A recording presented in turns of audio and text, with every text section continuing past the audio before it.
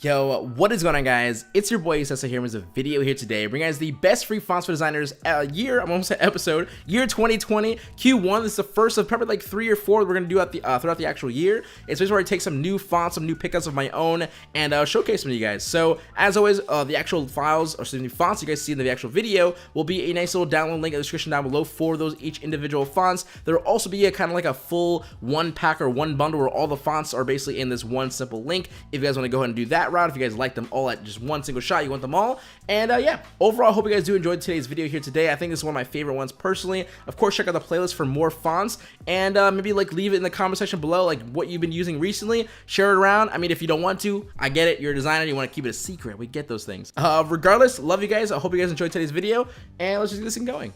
Alright guys, so first up is a font called Soul Maze. Now this font is a super beautiful sans font with a cool modern high energy feel to it. I can see plenty of use cases for this font personally. It's actually one of the only fonts that I have at the moment that actually has its own outline version of it. I'm not sure if that's a common thing. If it is, whatever, but it's freaking cool that this one has it. I can't tell you how many times I of course have to lower the opacity, put a stroke on, and make my nice little simple stroke to put like it in behind like a character or individual or whatever or something. I think it's a very, very cool font. Overall, a font I can definitely see a lot of you guys falling for. So next up is a font known as Morganite. So this font I can see myself using a lot through this year, as it is a completely free font that comes in multiple weights, which is a major plus. I know a lot of designers, including myself, that might struggle with finding how to place a larger character text in a smaller canvas space. However, with a font like this, one that is more vertically styled, it is very easy for the actual font to put and fit many characters in that actual space, which can help with like headings, magazine posters that have to have a lot of characters in it.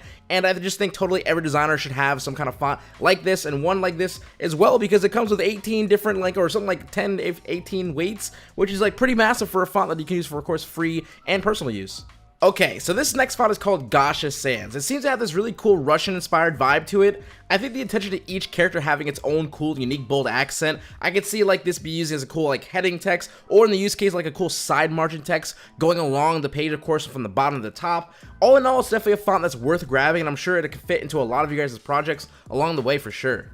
Alright guys, this next font is called Peace Sans. Now this font I currently see being one of my most used for this year. The font itself is playfully bold with slight curves to the characters that give the font a serious vibe, but also like this really cool quirky and fun vibe as well. This font will probably be overused by me in the YouTube thumbnail scenes, and if of course it fits the good thumbnail font criteria like to a T. I'd say if you ever wander in the YouTube thumbnail creations or even gaming headers or whatever that you kind of see where a fun font can be used, this font will definitely probably be a best friend to you.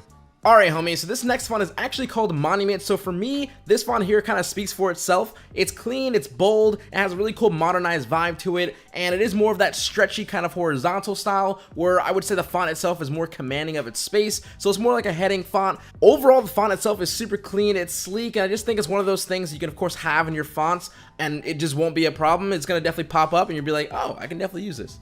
So for our last font for today, it is called New Machina. This font's project was a ball of inspiration for me personally.